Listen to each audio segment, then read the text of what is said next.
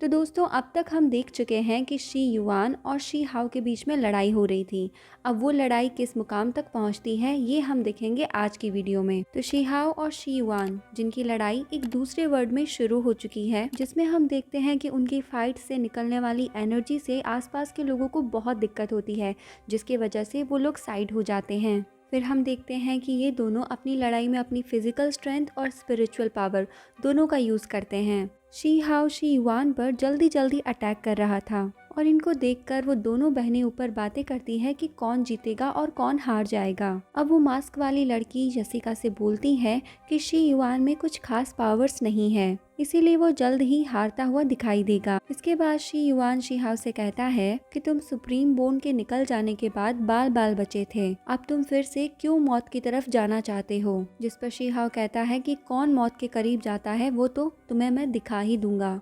इसके बाद दोनों में फिर से लड़ाई शुरू होती है। यहाँ पर लड़ते हुए शी हाओ शी युआन से कहता है कि मुझे तो लगा था कि तुम लड़ने से पहले ही भाग जाओगे, लेकिन क्योंकि अब तुम लड़ रहे हो तो मैं भी तुम्हें कड़ी टक्कर जरूर दूंगा। जिस पर शी युआन उससे कहता है कि तुम बोलते तो बहुत हो, लेकिन तुम्हारे पास इतनी पावर्स और स्किल्स नहीं है। ये सुनने के बाद शी हाओ बोलता है कि तुम्हारी स्किल्स भी मेरी सुप्रीम बोन की वजह से ही है। इसके बाद में शी युआन शी हाओ से कहता है कि तुमने अपनी बॉडी को ट्रेजर्स के सहारे पावरफुल बना रखा है। जिस पर शी हाओ कहता है कि वो ट्रेजर्स तो बहुत आम हैं और तुम्हें ऐसा इसलिए लग रहा है क्योंकि तुम्हारी बॉडी में कमजोरी है। इसके बाद में शी हाओ अपना वेपन बाहर निकालता है, जिस पर शी युआन भी अपना वेपन बाहर निकाल लेता है और शी हाओ की तरफ अटैक करता हुआ उसे फेंकता है, लेकिन शी हाओ उस अटैक से बच जाता है। अब शी युआन शी हाओ से कहता है कि तुम अगर अभी नहीं रुके तो तुम्हारे अंदर की शक्ति खत्म हो जाएगी। जिस पर शी हाओ उससे कहता है कि तुम ये मत भूलो कि तुम्हारी बॉडी मेरी बॉडी के मुकाबले ज्यादा कमजोर है। ये सुनकर शी युआन कहता है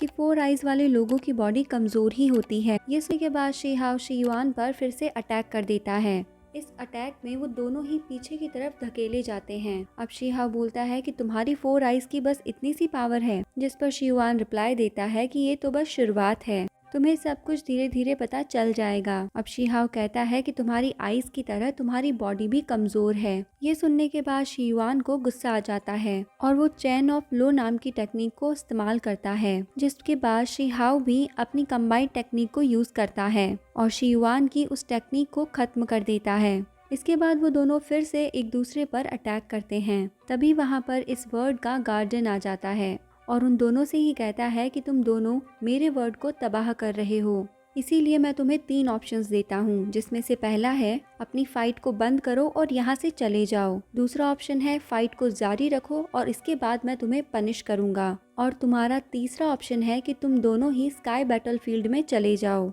जो एक लेजेंडरी गॉड लेवल एरिना है जिसमें कुछ खास जीनियस ही जा सकते हैं और उस एरिना में सरवाइव करने वाले और जीतने वाले कुछ खास लोगों को गिफ्ट्स भी मिलते हैं। ये सुनकर शी युआन उस गार्डियन से पूछता है तुम कौन हो, जिस पर वो रिप्लाई देता है कि मैं इस वर्ल्ड का गार्डियन हूँ, यानी कि रखवाला हूँ, इसीलिए मैं तुम दोनों को मेरे इस वर्ल्ड को तबाह करने नहीं दे सकता।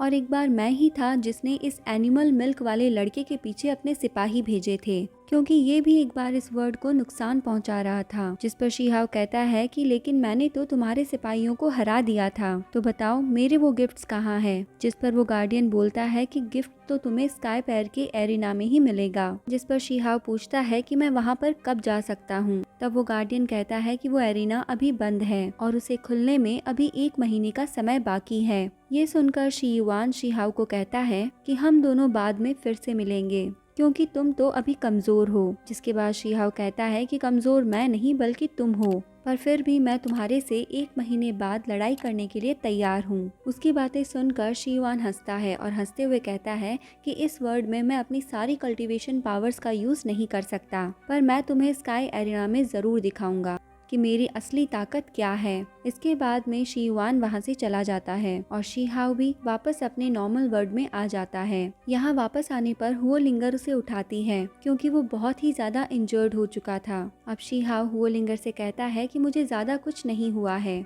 लेकिन दोस्तों जैसा कि हम देख पा रहे हैं शी हाओ से ठीक से चला भी नहीं जा रहा था उसकी ये हालत देखकर होलिंगर कहती है कि फिलहाल के लिए तुम आराम करो क्योंकि तुम्हारी हालत अभी बिल्कुल ठीक नहीं है। जिसके बाद शीहा उससे कहता है कि तुम नहीं समझोगी कि मेरे लिए ये फाइट एक नॉर्मल फाइट नहीं है। ये सुनकर होलिंगर को गुस्सा आता है और वो ये कहकर वहाँ से चली जाती है कि मैं तो बस तुम्हारी केयर कर रही थी। इसके बाद हम देखते हैं कि शीहाओ फिर से कल्टीवेशन करने के लिए बैठ जाता है क्योंकि उसे अब अपनी स्ट्रेंथ बढ़ाकर अगले लेवल तक पहुंचना था। दूसरी तरफ हम शी युआन को देखते हैं जो जेसिका से कहता है कि तुम्हारी स्काई रिपेयर टेक्निक काफी अच्छी है, जिस पर जेसिका उसे बताती है कि वो हमारे विदाव हॉल की सीक्रेट टेक्निक है जिसे तुमने बहुत ही कम समय में मास्टर कर लिया है। अब शी युआन कहता है कि शी हाओ हमारी अगली फाइट के दौरान भले ही कोई भी टेक्निक यूज कर ले पर फिर भी वो मुझसे तो नहीं जीत पाए। अब इधर शी हाओ अपनी वेल और ईगल टेक्निक की पावर को कंबाइन करता है और एक नई टेक्निक को बनाता है, लेकिन उसमें उसे कामयाबी नहीं मिल पाती।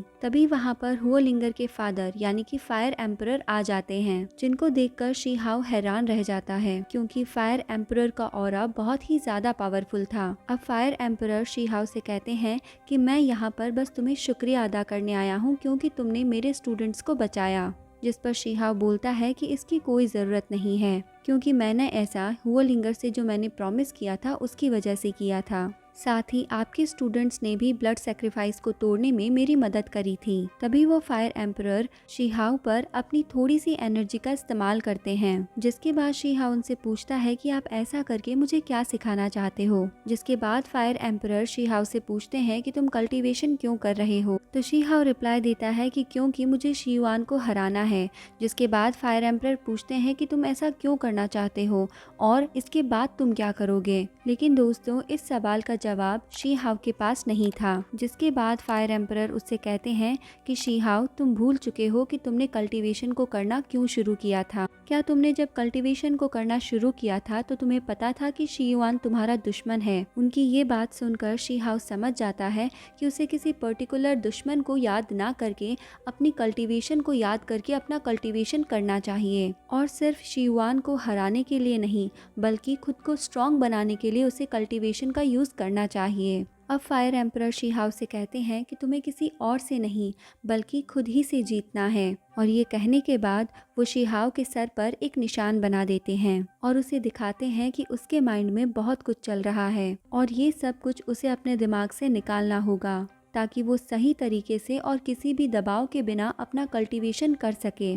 अब शी हाओ ऐसा ही करता है और ऐसा करते समय वो एक ही बार में अपनी गोल्डन ईगल और वेल की टेक्निक को मिला लेता है और उनको मिलाकर एक नई टेक्निक का फॉर्मेशन कर लेता है। इसके बाद फायर एम्परर शी हाओ को और भी ज़्यादा ताकतवर बनने के लिए एक और तकनीक देते हैं क्योंकि उसने उनके स्टूडेंट्स की मदद की थी। ये देखकर शी हाओ उनसे पूछता है कि आप मेरी मदद क्यों कर रहे हैं। जिस पर फायर एम्परर कहते हैं कि मेरी बेटी हुओलिंगर थोड़ी सी नटखट है और मैं चाहता हूँ कि तुम आने वाले समय में उसको प्रोटेक्ट करो। जिसके बाद शी हाओ कहता है लेकिन आपकी स्ट्रेंथ तो सबसे ज़्यादा है जिस पर आपको मेरे प्रोटेक्शन की क्यों जरूरत होगी। अब फायर एम्परर उसे कहते हैं कि फ्यूचर तो कभी भी बदल सकता है और ये कहने के बाद फायर एम्परर वहाँ से चले जाते हैं। उनके वहाँ से जाने के बाद शी हाओ अपने मन में सोचता है कि फायर एम्परर इतने घबराए हुए क्यों थे। क्या ये भी मेरे से वही बात कहना चाहते थे जो आज तक मुझसे कई लोगों ने कही है कि बहुत ही जल्द एक बहुत बड़ा खतरा आने वाला है। अब जब शी हाओ ये सब सोच ही रहा था तभी वहाँ पर हुओलिंगर आ जाती है और शी हाओ से पूछती है कि मेरे डैड कहाँ है क्योंकि मैंने उनका ऑरा महसूस किया है। जिसके बाद शी हाओ से बताता है कि वो अभी अभी यहाँ से गए हैं, तुम कहो तो मैं उन्हें बुला कर लाऊं।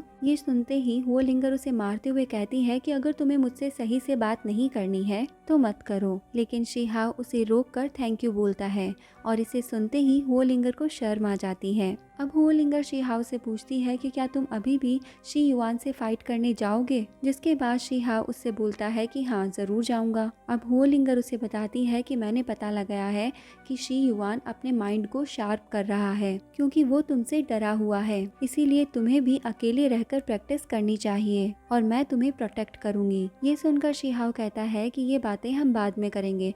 फिर वो हुओलिंगर का हाथ पकड़कर सारे बीस्ट को पकड़ने के लिए निकल जाता है जिसका जिक्र जो फायर एम्परर ने उसे टेक्निक दी थी उसके अंदर था। इसके बाद उस टेक्निक या रेसिपी के अकॉर्डिंग एक डिश बनाता है। अब सीन चेंज होता है और हम देखते हैं हैं कि शी हाओ, हुओ लिंगर और उन सभी के साथ में जो उनके साथी थे वो सभी फायर एम्परर की रेसिपी से बने हुए खाने को फायर पुल में डालते हैं, जिसके बाद उस पुल की फिशेस उस खाने को खाने के लिए ऊपर आ जाती है। तो शी हाओ उन्हें जादुई बाउल की मदद से पकड़ने लगता है और ये देखकर हुओ लिंगर खुश हो जाती है। लेकिन तभी वहाँ पर दूसरे क्लैंग के लोग आ जाते हैं और शी हाओ से कहते हैं कि चुपचाप से ये फिशेस हमारे हवाले कर कर यहाँ से चले जाओ, जिसको सुनकर हुओ लिंगर कहती है कि इन फिशेस को चारा हमने डाला था, इसीलिए इन्हें हम ही लेकर जाएंगे। लेकिन उस क्लैंग के लोग हुओ लिंगर की बात को ना मानकर उसे चारों तरफ से घेर लेते हैं। तभी शी हाओ को भी उस फायर पूल में कुछ अजीब सा महसूस होता है। इस तरफ वो हुओ लिंगर पर अटैक कर देते हैं। तभी वहाँ पर शी हाओ आ जाता है और उन लोगों से कहता है कि इन फिशेस को चारा हमने दिया था और अब फिशेस को तुम लेना चाहते हो। लगता है तुम लोगों में शर्म नाम की कोई चीज नहीं है। ये सुनकर उनमें से एक बंदा शी हाओ पर अटैक कर देता है, जिस पर शी हाओ भी उसे लड़ाई करने लगता है। लड़ते लड़ते शी हाओ को पूल में कुछ अजीब सी हरकत दिखाई देती है, जिसको देखकर वो हुओ लिंगर के साथ और स्टूडेंट्स के साथ उस पूल से दूर चला जाता है। इसके बाद उस पूल में से सन के स्पिरिट फिश और छोटी छोटी फिशेस निकलती है, जो मिलकर पूल के आसपास खड़े उन क्लैंग के लोगों पर अटैक कर देती है और उन्हें मारने लगती है। शी हाओ इन फिशेस को देखकर बहुत ही खुश हो जाता है। उस क्लैंग के लोग उन फिशेस पर अटैक करने लगते हैं ताकि वो उसे काबू में करके उसकी पावर्स को एब्जॉर्ब कर सके। ये देखकर शी हाओ भी सोचता है कि अगर मैं इस फिश पर काबू पा लूं तो मैं अपनी ज्यादा एनर्जी को प्योरीफाई कर सकता हूँ। इसीलिए अब शी हाओ अपनी तलवार से उस फिश पर अटैक कर देता है, लेकिन फिर भी उस फिश को कुछ भी नहीं होता और वो शी हाओ की तरफ आग फेंकने लगती है, लेकिन शी हाओ उस आग से बच जाता है। इसके बाद वो किंग फिश फिर से उस पूल में चली जाती है। ये देखकर शी हाओ थोड़ा सा निराश हो जाता है, जिस पर हुओ लिंगर कहती है कि ये इन क्लैंग के लोगों की गलती है जो हमारे बीच में आए, वरना हम उस फिश को भी पकड़ लेते। तभी शी हाओ हुओ लिंगर को अपनी पकड़ी हुई फिश दिखाता है, जो बहुत सारी थी।